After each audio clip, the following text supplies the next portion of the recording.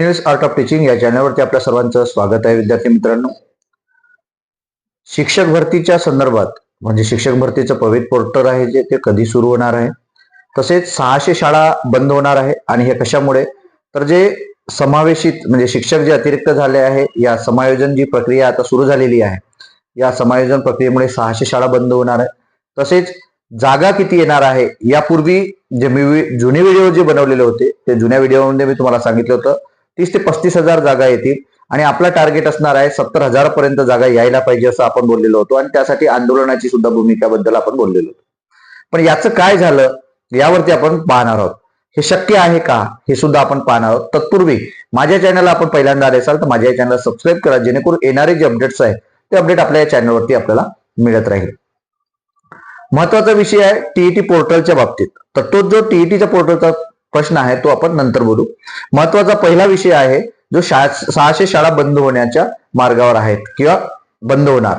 आता आपल्याला माहिती आहे एक कंत्राटी GR सुद्धा एक निघालेला आहे आणि याच्यापूर्वी जो संच मान्यतेचा निर्णय शासनाने दिलेला आहे किंवा सुप्रीम कोर्टाने म्हणजे हायकोर्टाने दिलेला आहे आणि यामध्ये सांगितलेलं आहे की संच मान्यतेचा जो शासनाने दिलेला जो निर्णय शासनाने जो ठरवलेला GR होता तो बरोबर आहे आणि त्याचनुसार ही भरती होणार आहे किंवा त्याचनुसार संच मान्यता होणार आहे.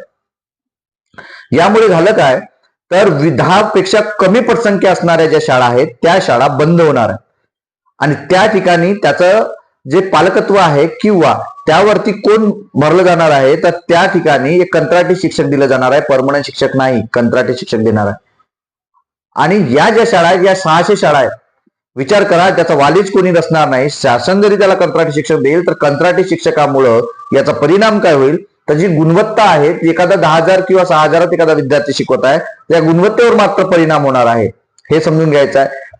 कोणत्या शाळेचा 1 पट आहे, कोणत्या शाळेचा 6 पट आहे, 7 पट आहे, अशा शाळा ज्या आहेत या शाळा सुद्धा बंद होण्याच्या याच्यावरती असणार आहे. अशा महाराष्ट्रातील शाळा 600 शाळा आहेत. ह्या जर शाळा या शाळांचं जर समायोजन करण्यात आलं किंवा समायोजन म्हणजे एक मर्ज करण्यात आल्या एखाद्या शाळेमध्ये, तर पालक विद्यार्थ्यांना पाठवणार नाहीत, विद्यार्थी जाणार नाहीत आणि यामुळे कितीतरी विद्यार्थी ही शिक्षणापासून वंचित राहतील. ही एक आपल्या समोर भीती आहे. म्हणजे 600 शाळा बंद होईल, पालकांचा प्रश्न असणार आहे की पालक म्हणजे यामुळे काय होईल, तर विद्यार्थी शिक्षणापासून वंचित राहील. हा पहिला विषय आहे. 600 शाळा जर बंद होत असेल तर त्यात जी शिक्षक भरती आहे या शिक्षक भरतीमध्ये सुद्धा प्रश्न निर्माण होईल की जागा ज्या आहेत त्या कमी येईल. मग राहिला प्रश्न 20 पेक्षा कमी पटसंख्या असणाऱ्या शाळा आहेत, या शाळांमध्ये एक शिक्षक कंत्राटी असणार आहे आणि एक शिक्षक परमनंट असणार आहे. पण ज्या शाळेमध्ये आता 2-2 शिक्षक आहेत या शाळेचं समायोजन करण्यात येणार आहे. मग अशा शाळा 18,000 शाळा आहेत. मग यांच्या 18,000 शाळा आहेत म्हणजे या शाळेमध्ये जे काही जागा आहेत त्या सुद्धा जागा समायोजन करण्यात येणार आहेत. म्हणजे जी काही भरती येणार आहे ती भरती सुद्धा म्हणजे या जागा मर्ज होणार. 6वी ते 8वीच्या मी मगाशी सकाळी जो व्हिडिओ बनवला त्या 6वी ते 8वीच्या जे काही माध्यमिकच्या शाळा आहेत त्या शाळेमध्ये 600 कितीतरी शाळा आहेत, 667 कितीतरी शाळा आहेत ज्यामध्ये 2065 शिक्षक हे अतिरिक्त आहे. फक्त माध्यमिकचे सांगितलं आहे, तर जिल्हा परिषदचे किती असेल लक्षात घ्या. म्हणजे या 2,000 जागा जर इकडे जात असतील, समायोजन होत असतील किंवा मग झेडपीचे समजा 5-7 हजार किंवा 10,000 जागा अतिरिक्त असतील म्हणजे एक्सेस असेल, तर विद्यार्थी मित्रांनो जागा किती येतील हा प्रश्न भावी शिक्षकांना पुढे उभा आहे. हा प्रश्न 2,11,000 टेट धारक विद्यार्थी ज्यांनी 2025 ची तिसरी टेट दिलेली आहे, जे भरतीची वाट बघतात, पवित्र पोर्टल सुरू होण्याचं वाट बघतात, रजिस्ट्रेशन सुरू होण्याचं वाट बघतात, त्यांच्या पुढे आहे. विद्यार्थी मित्रांनो, आपण आंदोलन करणार आहोत. 8 तारखेपासून 8 डिसेंबर पासून हिवाळी अधिवेशन सुरू होणार आहे. त्याच्या मुख्य मागण्या याच असणार आहे आपल्या की आपल्याला जागा जास्तीत जास्त जागा पाहिजे. आणि दुसरी गोष्ट आदिवासी आश्रमशाळा, समाज कल्याणच्या माध्यमातून चालवण्यात येणाऱ्या शाळा यातली भरती सुद्धा, या शिक्षकांची भरती सुद्धा पवित्र पोर्टलच्या माध्यमातून यायला पाहिजे. आणि हे जर संच मान्यतेच्या धोरणाच्या माध्यमातून जागा आता जर कमी येतील तर 140-130च्या खाली कट ऑफ टेटचा येणार नाही.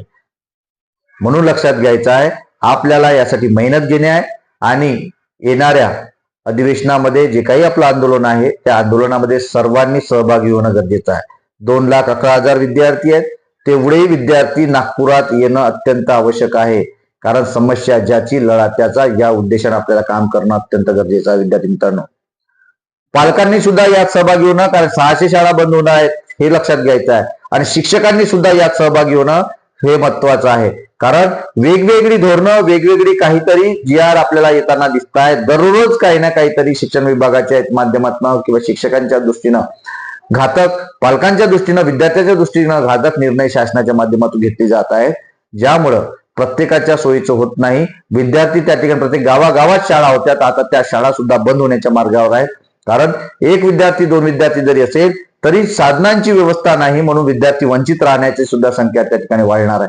हे सर्वांनी लक्षात घेणं आहे. यासाठी तुम्हाला काय वाटतं, ही उपाययोजना काय असणार आहे, शासनाच्या धोरणाबद्दल तुम्हाला काय वाटतं, हे नक्की कमेंट बॉक्समध्ये कळवा.